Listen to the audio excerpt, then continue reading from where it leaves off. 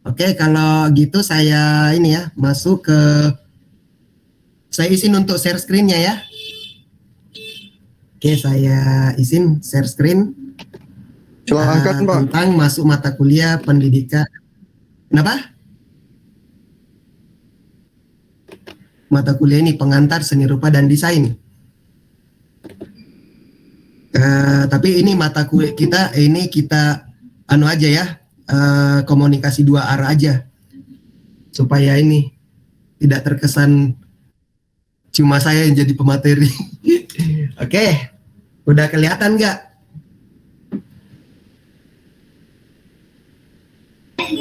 Belum, Pak. Belum ada, Pak. Ya sudah sedang proses. Ya siapa? Ya. Sudah Kelihatan.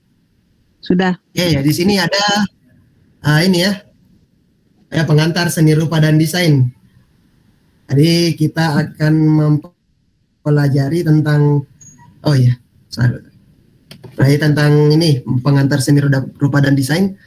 Bagaimana posisi daripada seni rupa dan juga desain, terus apa sih yang mendasari bahwa ini yang disebut dengan seni rupa dan juga ini disebut sebagai desain. Sebelum itu kita coba untuk melihat dulu, ini ada contoh beberapa karya daripada karya seni rupa, terus juga ada contoh dari karya-karya seni desain ya.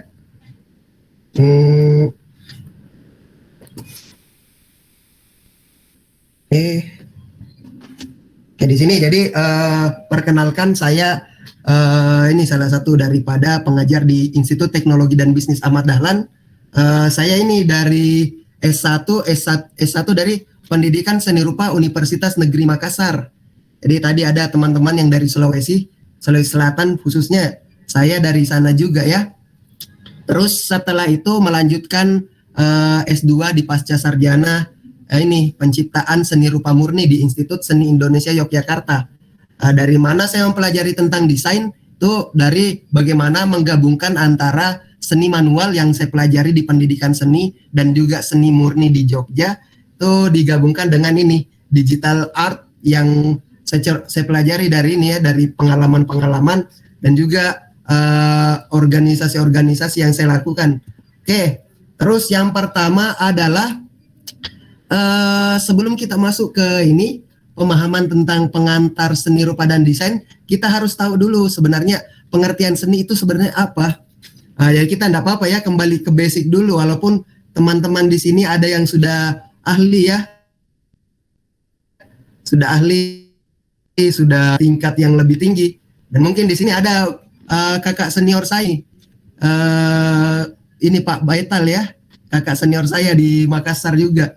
Di saya ini apa? Selamat malam Pak. Kita kembali ke basic dulu Pak ya.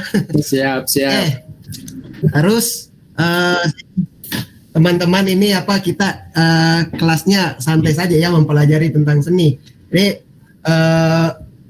kita pertanyaannya tentang apa sih sebenarnya seni itu berdasarkan pengetahuan atau pandangan daripada teman-teman. Jadi itu tidak mutlak sebenarnya. Orang punya pandangan yang sama terhadap seni ya. Oke, jadi saya butuh beberapa teman untuk bisa sedikit membagikan apa yang kalian pikirkan, apa yang kalian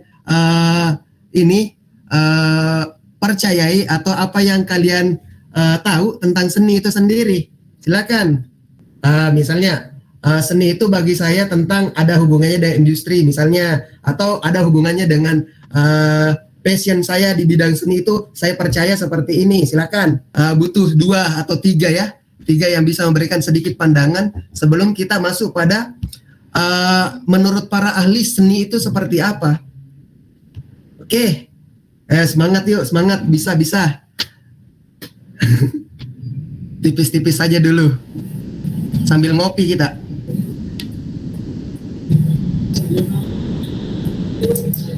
Silakan.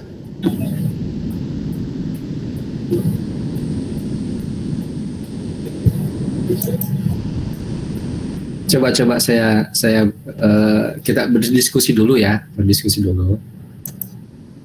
Iya Pak. Kok Bapak? Jadi sebenarnya kalau kita bicara seni itu banyak sekali definisinya. Jadi siapa saja bisa membangun definisi tentang seni berdasarkan cara pandang mereka terhadap apa yang dia lihat. Sehingga dia mendefinisikan seni itu adalah karya manusia yang melahirkan keindahan. Ada juga yang mengatakan seni itu adalah bentuk-bentuk yang indah. Ada juga yang mengatakan seni itu adalah hasil cipta, rasa, dan karsa manusia dilakukan secara sadar untuk menghasilkan keindahan. Hanya saja cara pandang terhadap keindahan itu beda. Ada yang memandang keindahan dari sisi lain, ada yang memandang keindahan dari sisi lain. Jadi siapa saja bisa membangun definisi tentang seni. Yang penting arahnya secara akademik. Itu barangkali untuk sementara. Makasih. Terima kasih ya Bapak Andi Etal Mukadas. Jadi pandangan tentang seni itu memang bisa dibangun dari berbagai dari setiap manusia itu punya persepsi sendiri tentang bagaimana memaknai seni, apalagi tentang ada hubungan dengan apa yang dilihat, apa yang divisualkan, terus apa yang dirasakan ketika melihat seni itu, karena seni itu adalah bahasa, salah satu daripada sebuah komunikasi perasaan ya. Jadi di situ bisa tercipta ada kesan-kesan tertentu, definisi-definisi tertentu, bahkan kesan apa yang ingin disampaikan. Seni itu menurut saya seperti ini. Beda lagi dengan teman-teman yang lain, mungkin ketika melihat sesuatu dan mengatakan bahwa oh seni itu seperti ini, ya. Jadi di sini ada beberapa pengertian seni itu dari menurut pandangan ahli. Dimana di sini yang pertama adalah Plato. Itu yang sangat-sangat ini ya, sangat-sangat dasar ini kita pelajari mungkin di semester 1. Dan memang sekarang ini semester 1. Tuh menurut Plato, itu karya seni hanyalah tiruan dari realita yang ada. Terus dikatakan bahwa realita yang ada adalah tiruan atau mimesis dari yang asli. Jadi menurut Plato mengatakan bahwa karya seni itu hanyalah tiruan dari realita. Realita itu adalah apa yang ada di sekitaran kita. Terus apa yang ada di sekitaran kita itu, kenyataan yang ada di sekitaran kita itu hanyalah tiruan juga. Jadi karya seni itu adalah tiruan dari tiruan. Terus apa yang menjadi kenyataan yang asli adalah yang asli itu adalah yang terdapat di dalam dunia ide. Mengapa demikian? Karena dikatakan bahwa Plato ide jauh lebih unggul, itu jauh lebih baik dan lebih indah daripada kenyataan. Saya tidak tahu apakah apa yang dirasakan Plato ketika mengatakan yang seperti ini. Apakah pada saat dulu Plato itu tidak sangat-sangat mungkin tidak puas dengan apa yang dia lihatnya, kenyataan yang dia lihat itu masih terbatas. Ternyata dia bisa menampilkan apa-apa yang baru, objek-objek yang baru, atau mungkin ide gagasan yang baru dari dunia ide. Itu yang dikatakan oleh Plato. Jadi dia berani mengatakan bahwa karya seni itu adalah tiruan dari realita, dan realita itu adalah tiruan atau mimesis dari yang asli, dan yang asli itu adalah yang terdapat di dalam dunia ide. Itu ya. Ini saya dapat daripada buku Estetika Filsafat Keindahan, ya. Oke, terus setelah itu ada yang dikatakan oleh Leonardo da Vinci. Ini Leonardo da Vinci ya. Itu mengatakan bahwa seni adalah sains. Terus seni adalah sains, itu seni yang bagus adalah seni yang menjadi cermin realita.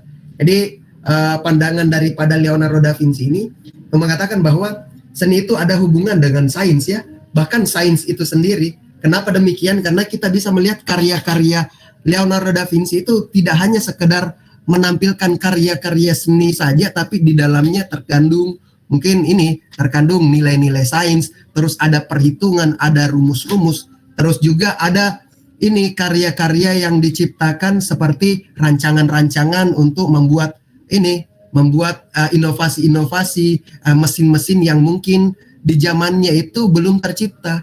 Jadi seni menurut Leonardo da Vinci adalah sains, dan sains itu mungkin bisa kita lihat bahwa ini sebuah inovasi yang akan memudahkan kehidupan manusia di masa depan.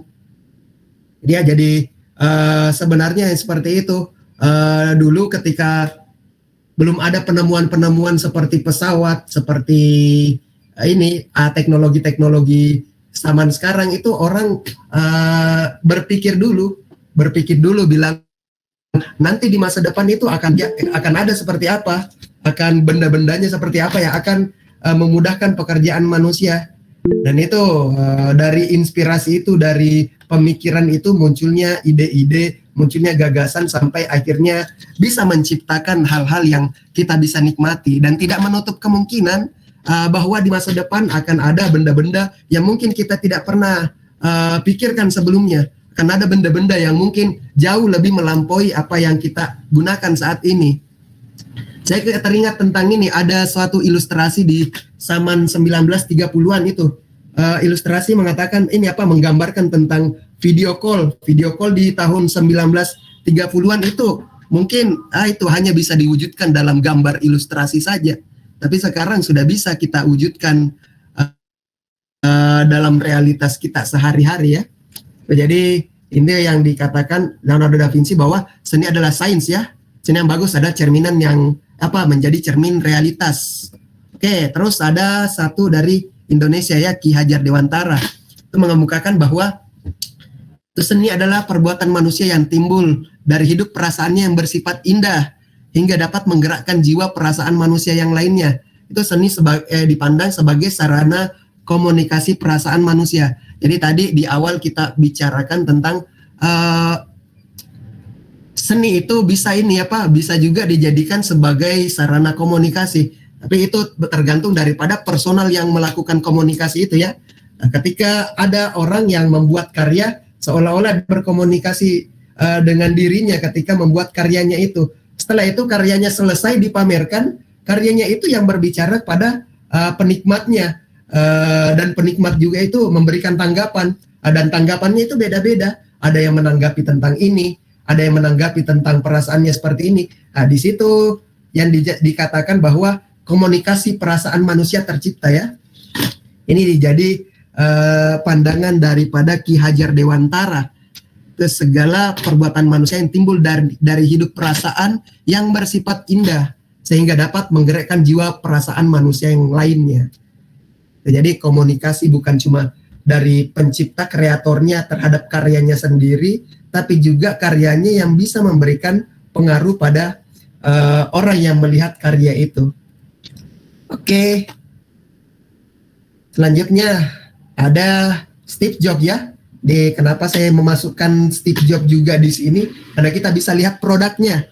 Ya, ini Steve Jobs ini adalah seorang penemu dari produk iPhone. Apple. Tuh, dikatakan di sini bahwa esensi seni adalah kreativitas. Itu kreativitas adalah perkara yang menghubung kaitkan segala sesuatu yang tidak terhubung. Jadi di sini dikatakan bahwa bagaimana Steve Jobs itu mengatakan bahwa segala sesuatu yang awalnya tidak terhubung, kita coba hubung kaitkan sehingga menjadi sesuatu yang baru. Di sini orang kreatif boleh jadi terusik bila mana ditanya mereka mencipta sesuatu, sebab sesungguhnya mereka tidak membuat apa-apa, melainkan menghubung kaitkan pengalaman-pengalaman yang mereka miliki, lalu merangkainya menjadi hal baru. Jadi kita bisa lihat ya, bahwa produk yang diciptakan oleh Steve Jobs ini sudah kita lihat perkembangannya di zaman sekarang. Mungkin kalau kita bisa mengadakan survei, produk mungkin di smartphone, tablet, ataupun laptop, itu bisa dijadikan bahwa karya dari Steve Jobs ini merupakan primadona ya bagi kalangan-kalangan sekarang untuk dipakai menemani kehidupannya. Bagaimana tidak kita lihat karya Apple itu ditinjau daripada segi visualnya, mungkin kita bisa melihat ada sebuah unsur kemewahan di dalamnya, ada unsur elegan, terus unsur visual-visual yang menarik. Terus bagaimana dihubung kaitkan dengan teknologi yang canggih, di mana Apple itu punya teknologi yang lain dengan dengan Android misalnya, gitu loh. Jadi dikatakan di sini dalam buku Pak Prof Dwi Marianto, itu Seni dan Daya Hidup, Art and Life Force, itu dikatakan bahwa esensi seni adalah kreativitas. Itu menurut Steve Jobs, ya. Oke, jadi kita lihat ada beberapa ahli yang memberikan pandangannya terhadap seni. Oke, silakan teman-teman. Apakah teman-teman bisa menanggapi bahwa apa yang dikatakan ahli ini, atau kalian bisa ini memberikan pandangan lain yang berbeda dari apa yang telah dikatakan oleh ahli ini? Silakan teman-teman berikan tanggapan ya. Sambil saya ini juga. Tadi ada 4 tokoh dan saling semuanya mewakili. Ada yang mengatakan ini dunia ide, ada yang mengatakan ini adalah sains, ada yang mengatakan Ki Hajar Dewantara mengatakan bahwa seni itu adalah ini komunikasi perasaan manusia yang bisa saling mempengaruhi satu sama lain.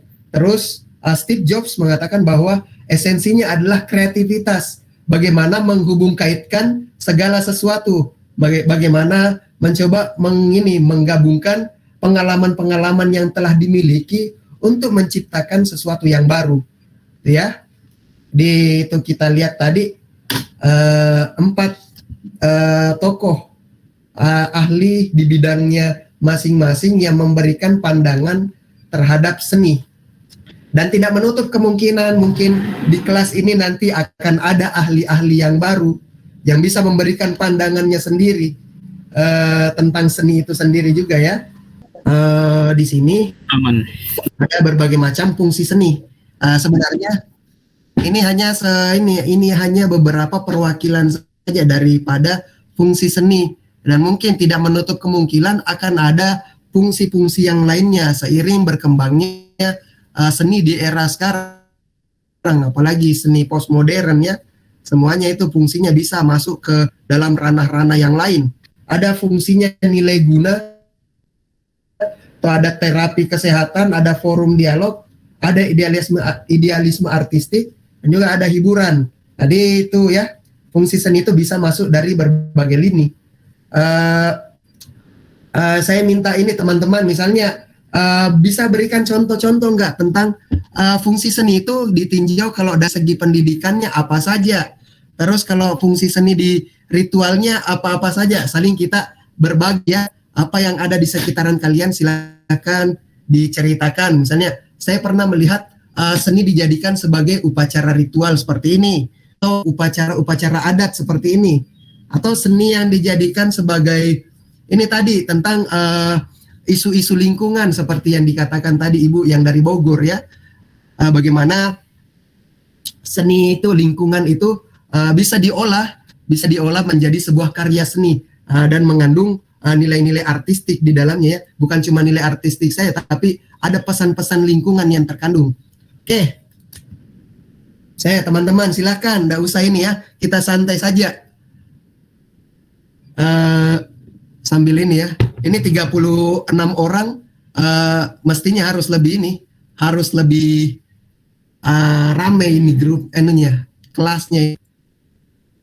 Ini kayaknya apa ya, adik Oki ini sambil ngajar juga ya. Oke, silakan ini apa fungsi seni, kita masuk dulu, kita kembali ke basic lagi. Sebenarnya kita berpikir lagi kembali, fungsi seni itu sebenarnya seperti apa sih? Karena memang ini pertanyaan-pertanyaan ini yang sering muncul. Apakah kita berkarya hanya sekedar membuat artefak-artefak saja, atau ternyata ada yang melebihi itu, ada yang bisa kita ciptakan, mungkin lebih bisa menjangkau yang lebih luas lagi dibanding hanya menciptakan benda-benda saja. Oke, silakan teman-teman. Ini 36 orang. Ini ya, setidaknya bisa lebih ramai, lebih banyak yang bisa kita dapatkan ya. Bukan cuma dari saya saja. Waalaikumsalam. Contoh ya Pak. Silakan berikan contoh dari fungsi seni. Contohnya seperti film itu dia tidak hanya sebagai tidak hanya sebagai hiburan, tapi dia bisa menjadi bisa juga menjadi media untuk mendidik, atau bisa juga sekaligus menjadi idealisme penulisnya mungkin tertuang di situ juga. Jadi sekaligus kalau dari saya itu sih Pak. Terima kasih. Iya Ibu. Terima kasih ya. Jadi ini pendapat yang menarik bahwa film itu salah satu seni yang mungkin lumayan kompleks ya. Kita lihat ada visualnya ada, terus ada musik pengiringnya juga terkadang ada yang kita dengar juga dari percakapan dialog yang ada pada film itu. Jadi memang ada beberapa pesan yang mungkin bisa lebih ketangkap ketika kita menonton film. Kemarin saya ini ya ikut juga tentang ini belajar animasi, dan ternyata mempelajari animasi itu ini tidak hanya fokus pada persoalan visual, tapi bagaimana memberikan pesan melalui ini melalui cerita, bagaimana memberikan pesan pendidikan melalui gambar, bagaimana memberikan pesan melalui efek suara yang ditimbulkan. Itu semuanya ini ya tergabung pada seni yang sebut seni film ya. Apakah itu film yang bukan animasi ataupun dia film animasi.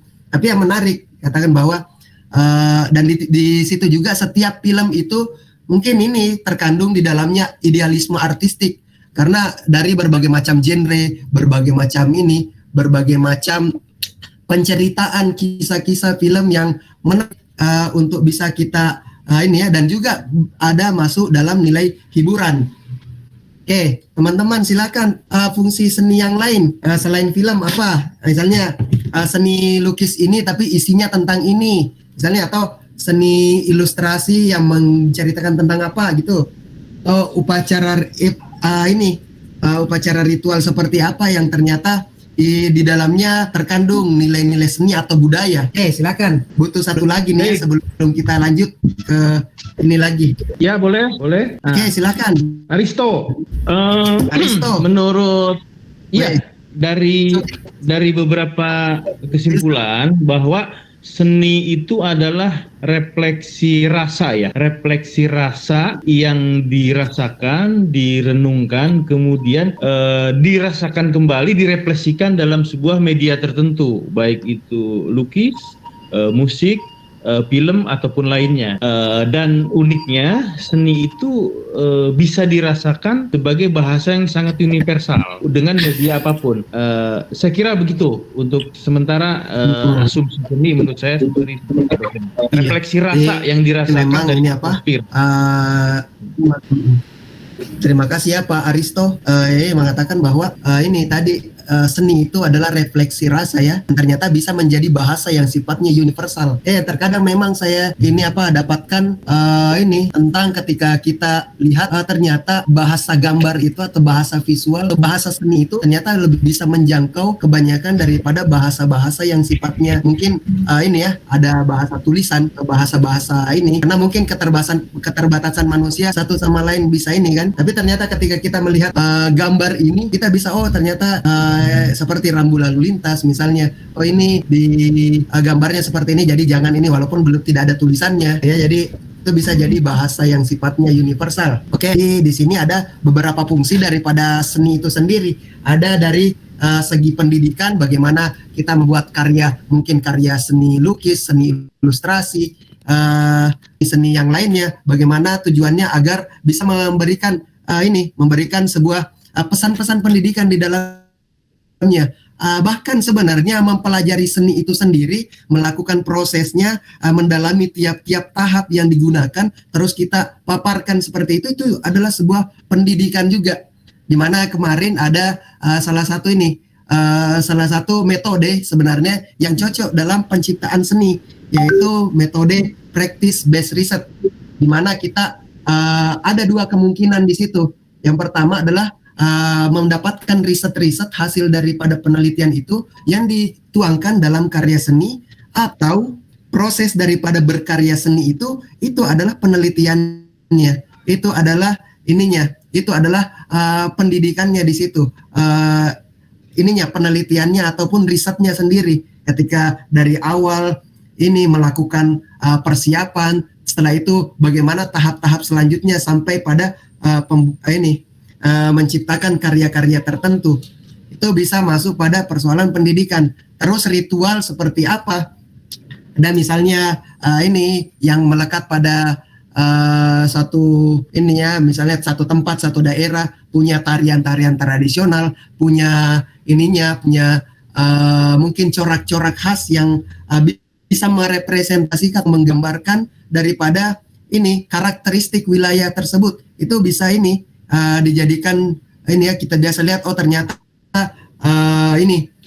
suku ini menggunakan upacara ritual dengan corak-corak tertentu yang menjadi referensi, yang menjadi identitas daripada ininya kebudayaan yang dia punya, ya. Terus juga fungsi seni dalam perspektif nilai guna.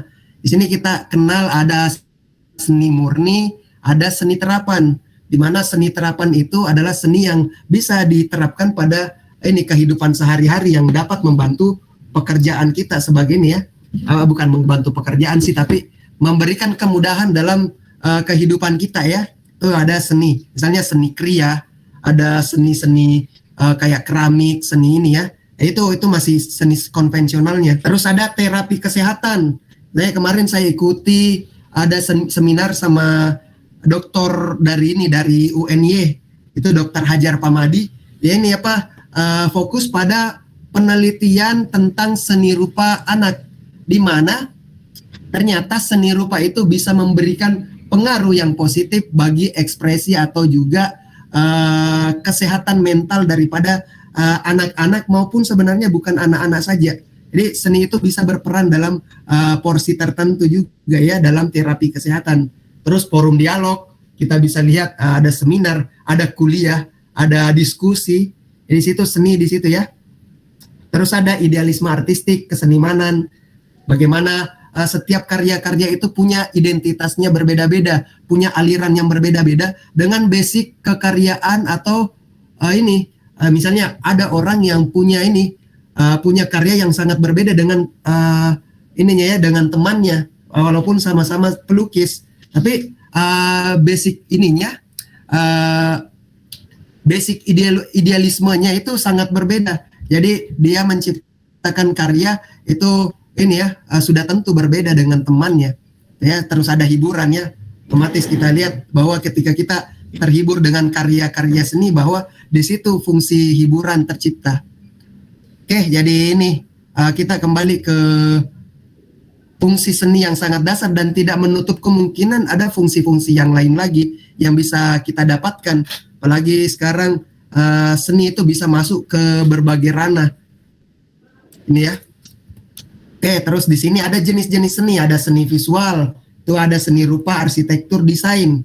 Ya, jadi kenapa dikatakan seni visual? Karena ini dekat dengan atau dominasi ketika kita menikmati karya seni visual itu, dominan yang kita gunakan adalah indera penglihatan kita, visual kita. Jadi seni rupa, seni arsitektur dan juga desain itu dominan yang kita gunakan adalah seni indera penglihatan.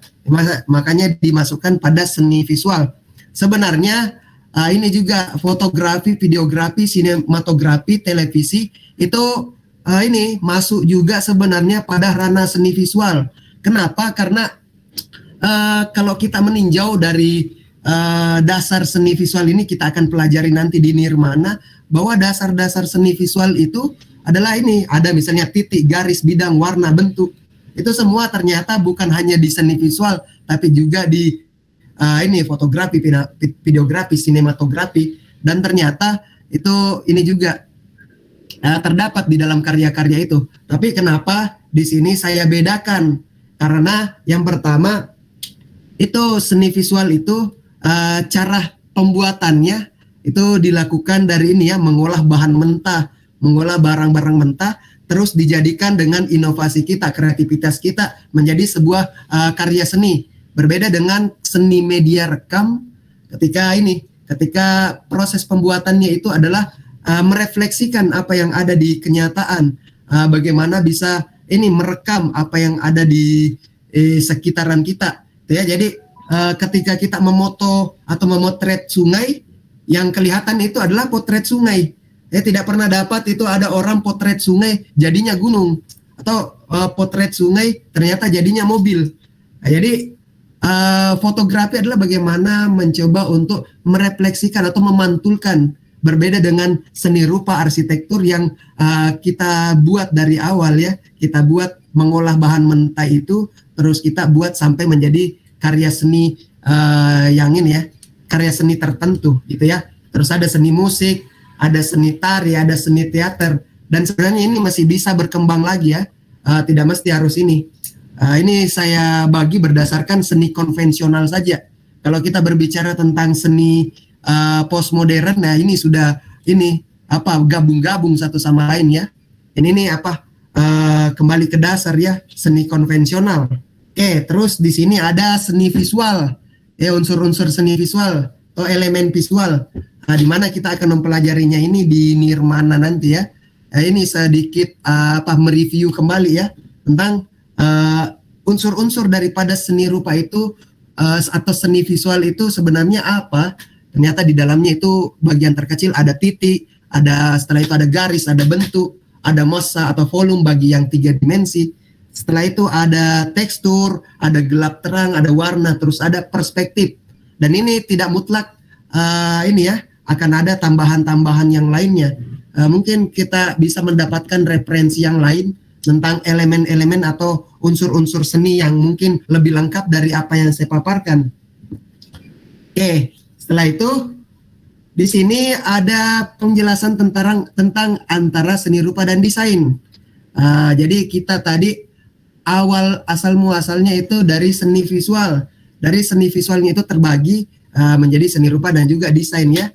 Tapi yang saya garis bawahi menurut pandangan dan juga beberapa sumber yang telah saya lihat, ternyata seni rupa itu lebih mendominankan pada nilai emosional dan juga ekspresi diri.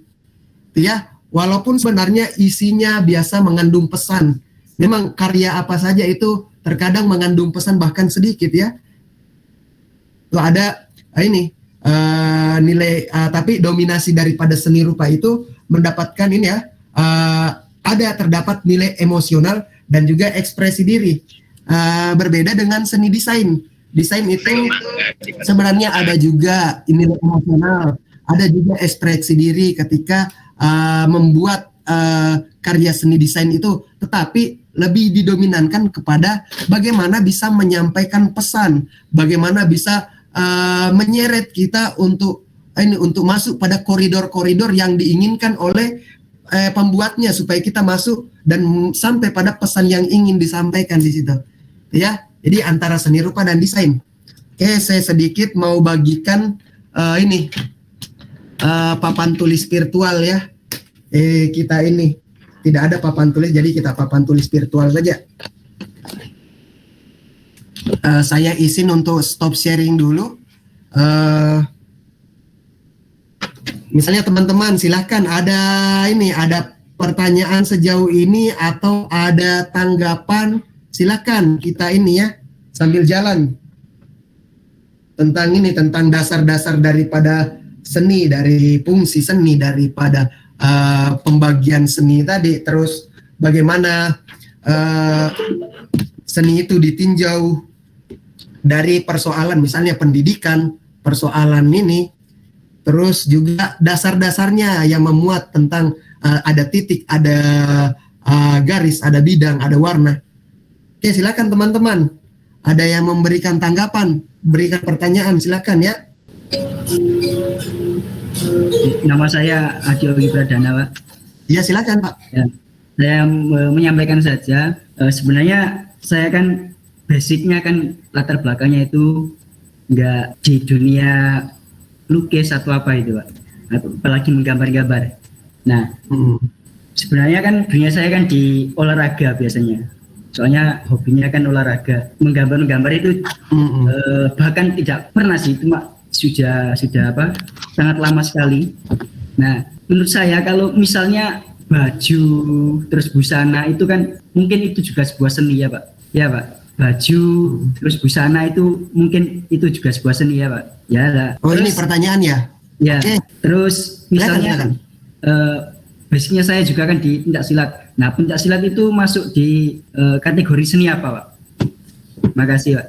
Oke, jadi ini ya, tadi mengatakan pertanyaannya tentang baju busana itu apakah masuk dalam ini bagian dari seni. Oke, ada satu yang diabaikan tadi, salah satu fungsi seni yaitu fungsi fashion ya, dimana itu sangat-sangat identik dengan teman-teman kita yang kuliah di KRIA, apalagi KRIA tekstil, mempelajari tentang membuat busana. Mereka bukan hanya sekedar merancangnya saja, tapi juga bagaimana rancangan itu diwujudkan menjadi sebuah busana yang menarik dan berkarakter, ya berkarakteristik dan juga mempunyai keunikan tersendiri. Dan itu masuk dalam ini bidang seni. Terus persoalan seni bela diri ya, seni pencak silat ya. Saya kurang mengerti juga tentang bagaimana pembagian seni sebenarnya ketika kita masuk pada bela diri ini, karena di satu sisi dia memberikan sebuah keindahan juga dalam tiap gerakannya, sebuah juga bagian daripada bagian daripada produk budaya juga, terus juga bagian daripada olahraga. Jadi seni bela diri itu malah bisa dijadikan ini gabungan antara olahraga dan juga olah rasa ya.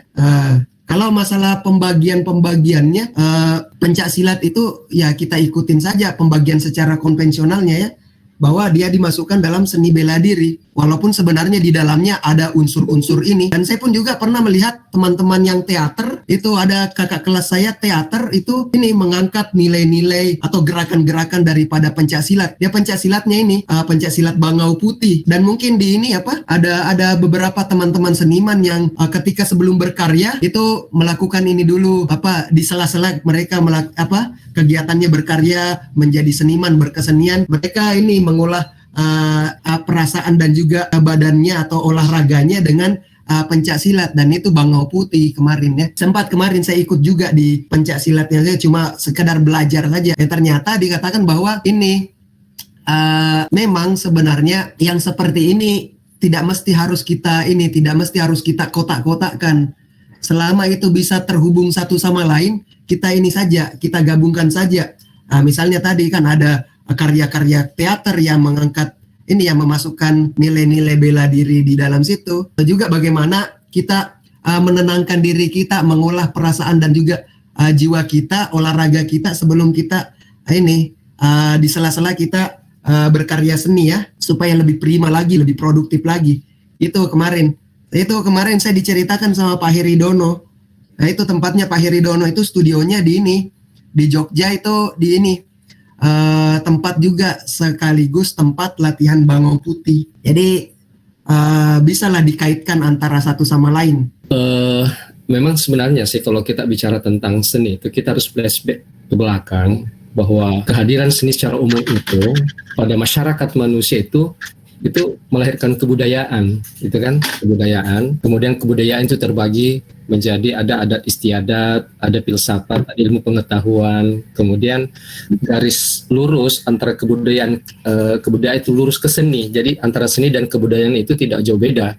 Kebudayaan itu menciptakan secara umum, sedangkan seni itu lebih mengarah kepada hal-hal yang indah. Nah, kalau saya bandingkan tadi tentang definisi beberapa jenis-jenis seni, itu mungkin masuk pada kategori definisi seni pada era modern.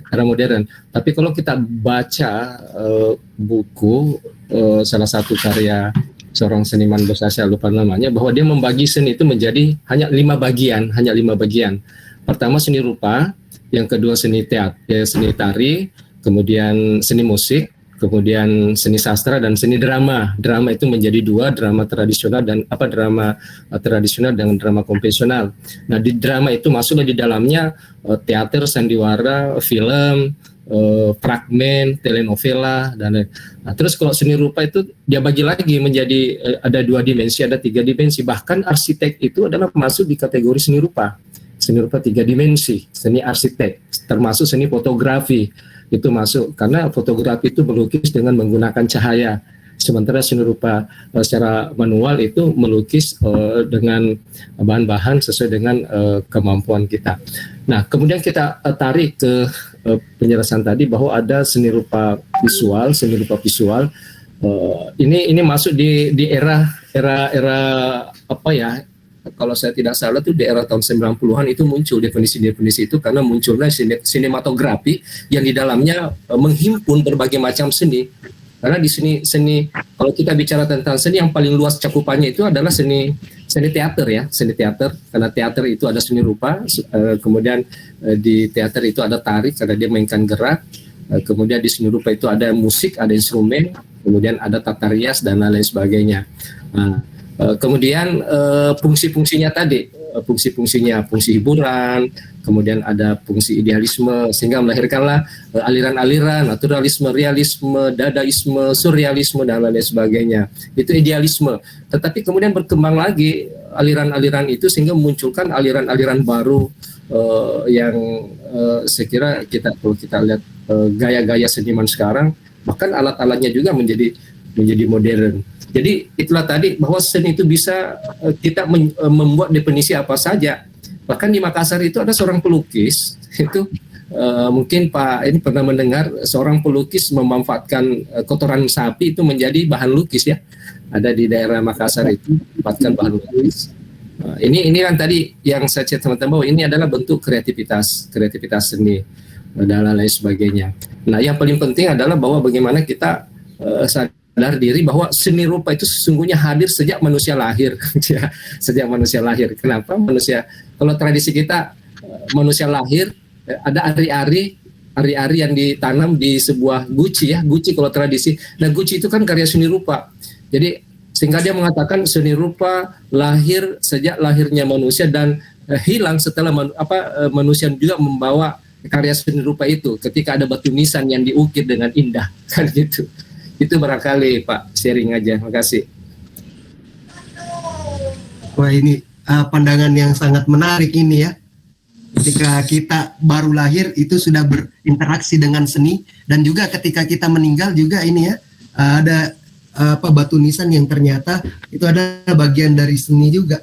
Yang menarik ya. Kalau berbicara tentang ini ya seni dan budaya, memang tidak seni budaya dan peradaban ini tidak akan ada habisnya, dan itu akan selalu berkembang.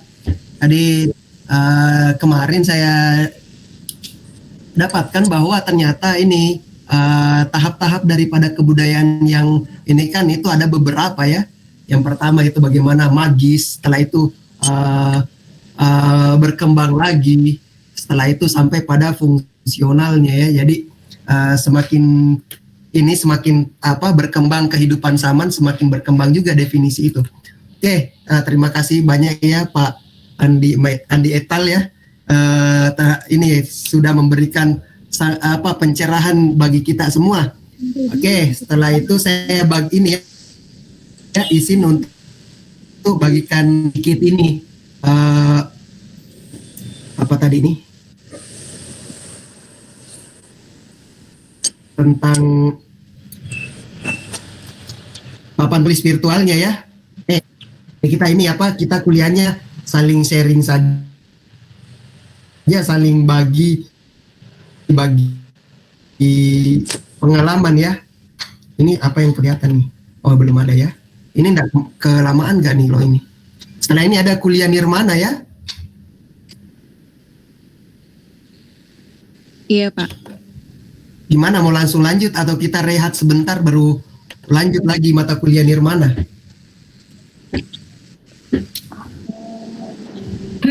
Iya Pak. Bentar sholat dulu Pak. Ya stres Pak. Tadi 5 menit. Ada yang belum sholat, mungkin ada yang belum sholat juga. Boleh ya Pak? Iya. Oke, jadi di sini sedikit lagi kelihatan gang ini. Iya, oke. Ya, kelihatan. Di sini ada seni visual ya. Yes, pakai visual smart ya. draw. Oke, seni visual. Iya. Ya, oke, di sini kita dapat istilah seni visual ya. Yang mungkin ini ada pada zaman modern. Oke, di sini ada seni. Tadi kita lihat kan bahwa unsur-unsur seni visual itu akan ini ya. Misalnya ada titik, garis, bidang, dan ini ya. Yang paling dasar itu. Seperti itu. Garis, terus bidang, terus awal, warna dan sebagainya. Ini kan menulis resep kayaknya ini. Oke, terus tuh ini kan ada misalnya seni ini.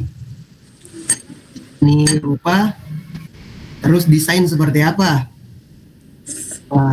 Sebenarnya ini saya niatnya bukan untuk mengkotak-kotakkan, tapi bisa ini kita coba untuk mengidentifikasi satu sama lain supaya bisa dilihat ternyata dominasi seni rupa itu seperti apa, dominasi seni desain itu seperti apa. Seperti yang dikatakan tadi, di sini ada tentang ekspresi emosional ya, ekspresi emosional. Terus di sini ada penyampaian pesan ya, penyampaian pesan. Ya, di mana di sini sebenarnya ini pun juga bisa masuk pada penyampaian pesan pun juga bisa masuk di sini. Di sini juga emosional dan ekspresi itu bisa masuk di sini. Tapi dominasi yang kita dapatkan ketika karya seni rupa itu adalah bagaimana kita mendapatkan komunikasi yang bersifat emosional. Ketika kita melihat bentuknya, melihat warnanya, melihat keindahannya, itu ada perasaan yang tergugah dari situ ya. Perasaan yang tergugah di situ. Makanya seni rupa itu mungkin identik atau dominan pada seperti itu. Walaupun sebenarnya ada perasaan yang tergugah ketika kita melihat desain juga. Hanya saja terkadang di samping itu ada pesan yang memang membawa kita masuk pada tujuan desain itu diciptakan. Ada pesan yang memang kita diseret untuk masuk pada koridor sehingga kita bisa sampai pada pada apa sebenarnya niat daripada pembuat desain itu. Kemarin saya cerita dengan teman-teman yang desain mengatakan bahwa semakin orang berhasil menangkap pesan daripada seni desain itu adalah tingkat keberhasilan. Tetapi ketika kita berbicara dengan teman-teman seni rupa beda lagi. Kalian tidak mesti harus menangkap apa yang saya bicarakan. Justru semakin menarik ketika saya membicarakan ini terhadap karya saya, tapi kalian bisa menangkap sesuatu yang lain. Ketika kalian melihat karya saya, kalian bisa mendapatkan rangsangan emosional yang mungkin berbeda dengan apa yang saya alami. Itu perbedaannya ya. Jadi di sini ada sebuah pesan yang diwakilkan melalui desain. Di sini ada semacam perasaan emosional yang mungkin terselip di dalam di dalam visual yang dipamerkan dalam karya-karya itu. Oke, ini cuma sedikit gambaran saja.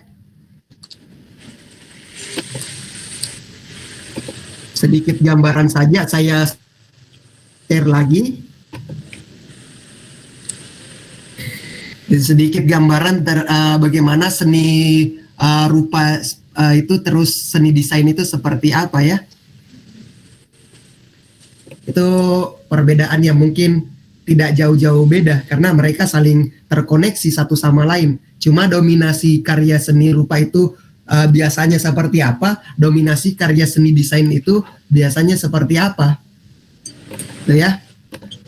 Oke, saya lanjut lagi. Sedikit lagi ya, baru kita rehat sebentar, baru masuk ke kelas Nirmana.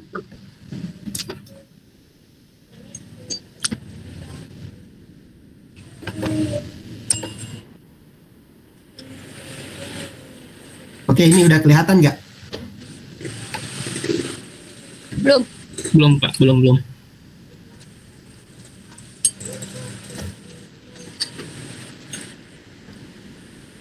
Oke Pak, masuk. Sudah masuk. Ini tadi nih kalau kayak pulang balik di ini ya. Share print ya. Ini ada coba karya seni rupa. Kita karya dari luar, terus ada yang dari dalam negeri juga ya. Di atas ini ada karya dari Vincent van Gogh. Tentang yang judulnya tentang Starry Night. Vincent van Gogh ya. Judulnya The Starry Night. Itu ada karya dari Edward Munch. Judulnya The Scream ya. Terus ada karya yang di bawah ini karya dari Dede Eri Supriya. Ini salah satu daripada pelaku gerakan seni rupa baru di Indonesia ya, di sekitaran 1970-an. Itu ada di sini karya dari Basuki Abdullah. Ini kalau seniman nih ya, maestro juga ya. Di saman yang berbeda dengan Dede Eri Supriya. Ini saman Moi. Ini saya berikan contoh seni-seni yang ini ya, seni-seni yang sifatnya sudah kita lewati. Oke, jadi di sini ada karya seni lukis dari Van Gogh itu ceritanya tentang ini ya, The Starry Night, di mana karya seni Van Gogh ini adalah bagaimana mengekspresikan apa yang dia lihat pada suatu malamnya atau suatu dini hari. Karena ada yang dia ini ketika pada saat itu dia menuliskan surat juga untuk adiknya yang bernama Theodor Van Gogh ya. Di dalam surat itu dia menceritakan bahwa malam itu saya melihat tentang ini. Terus dia menggambarkan ada sketsa-sketsa dari karya ini di dalam di dalam suratnya, terus dikirimkan kepada adiknya Theodor Van Gogh. Dan ini pada saat itu Van Gogh menggambarkan ini bisa dikatakan dalam kondisi kesehatan mental yang kurang bagus. Kenapa? Karena dia berada pada rumah sakit jiwa. Kalau tidak salah di Belanda ya, rumah sakit jiwa yang kemarin menggambarkan tentang peristiwa malam berbintang di suatu malam atau dini hari dan di balik jendelanya di rumah sakit itu. Terus di sini ada tentang ini ya, ada The Scream, ada karya Dede Eri Supriya, terus ada karya Hindia Molek ini ya dari Basuki Abdullah. Bagaimana di zaman itu menekankan pada gambaran-gambaran keindahan alam Indonesia. Jadi kita bisa melihat bahwa karya-karya yang kita lihat ini adalah bentuk daripada semacam ekspresi, semacam emosional yang terkandung, sehingga kita juga mungkin melihat ini punya emosional tersendiri, punya suatu kesan-kesan tersendiri ketika melihat mungkin perpaduan warnanya, melihat bentuk-bentuknya yang seperti apa. Apalagi ketika kita membaca cerita di balik karya ini, itu bisa menggugah kita ya. Terus berbeda dengan karya seni desain ya. Karya seni desain itu memang di dalamnya juga terdapat ini keindahan, terdapat juga bagaimana kita bisa merasakan bahwa karya ini indah, karya ini menarik, tetapi ada pesan yang dominan yang ingin disampaikan, dan itu kita bisa lihat dari contoh-contoh karya ini, misalnya tentang Itali, gambar desain tentang ini ya, ada seperti desain grafis tentang Itali, menggambarkan objek-objek yang ada di Italia, yang terdapat di Italia, misalnya objek Colosseum, ada ini Menara Olympus ya kalau tidak salah nih, atau yang kuil-kuil Yunani itu ya. Ini Menara Pisa ya, yang ini yang tengah ini. Jadi ikon-ikon daripada yang terdapat di Italia itu ditampilkan dengan tujuan untuk meningkatkan atau memperkuat pesan yang ingin disampaikan. Apalagi kalau kita lihat tentang logo, di mana seni logo ini seni yang sifatnya ini, bagaimana kita ketika melihat karyanya itu kita secara otomatis langsung terseret pada pesan sampai pada produknya. Jadi misalnya saya melihat Coca-Cola, jadi ada pesan-pesan yang sengaja diwakilkan dengan logo-logo seperti ini, tapi seolah-olah menyeret kita untuk sampai berpikir tentang apa yang ada di balik ini. Yaitu produk itu sendiri. Jadi kita lihat Coca-Cola, kita otomatis akan berpikir, ini Coca-Cola ini ya, bagi yang tahu ya, ini Coca-Cola, ini minuman. Terus ini tentang apa ini? Tentang Starbucks ya, ada minuman atau makanan. Terus McDonald, ini langsung kita berpikir tentang ini. Jadi di situ ada pesan yang ingin disampaikan. Bagaimana pesan itu bisa terwakilkan melalui karya seni dan mencoba untuk membuat kita masuk pada penyampaian pesan yang ingin disampaikan ya. Oke, jadi ini ada beberapa juga seperti tipografi juga, bagaimana keindahan itu dibalut untuk mempercantik tulisan-tulisan yang dimana isinya tentang pesan. Ini ada infografis, bagaimana menyampaikan ilustrasi tentang orang-orang melakukan seperti ini. Oke? Udah.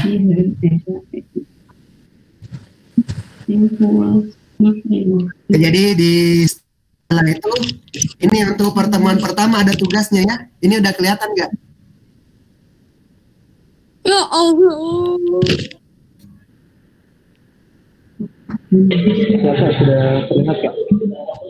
Kelihatan. Kenapa ya? Kenapa itu? Jadi di sini ada tugas pertama ya. Kalian coba menggambarkan diri kalian dengan teknik dan gaya yang bebas ya. Tekniknya mau digital, mau manual, mau pakai media apa saja.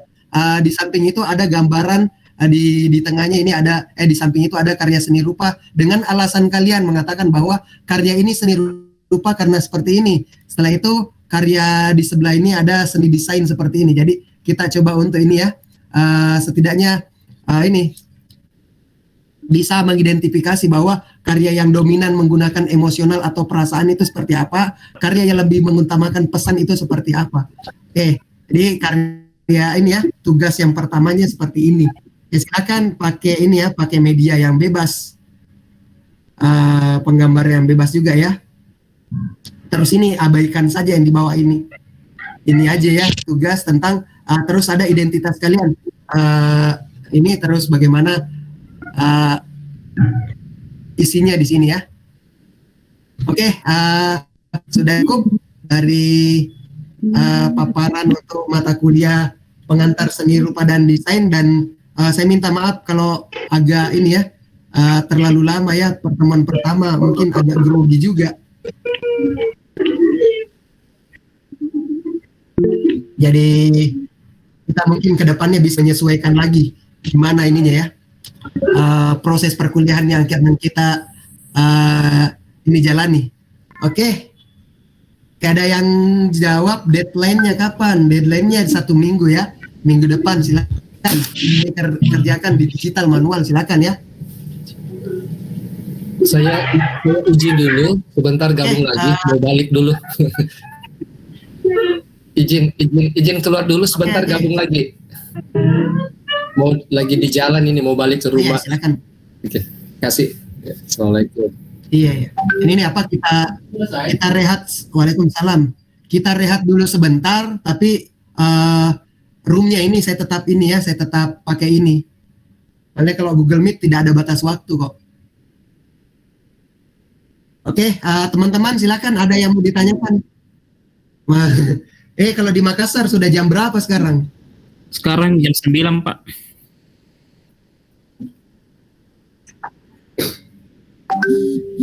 Jam 9 ya. Ini enggak apa-apa.